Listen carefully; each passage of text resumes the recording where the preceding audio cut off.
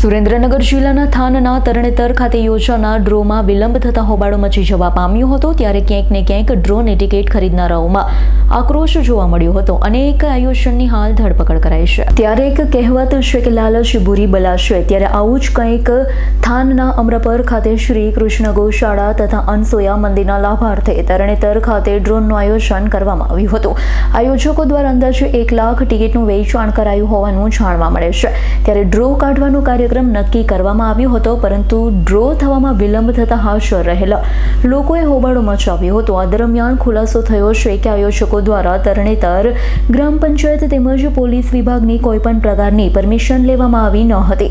આયોજનની જાણ થતાં જ પોલીસ તાત્કાલિક ઘટના સ્થળ પર પહોંચી હતી। પોલીસે કાર્યવાહી કરતા એક આયોજક લગધીરભાઈની ધરપકડ કરવામાં આવી છે।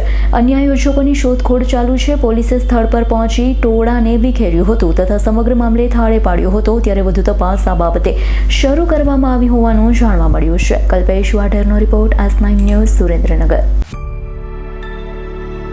અમારી તમામ માહિતીથી અપડેટ રહેવા માટે જોડાયેલા રહો S9 ન્યૂઝ સાથે।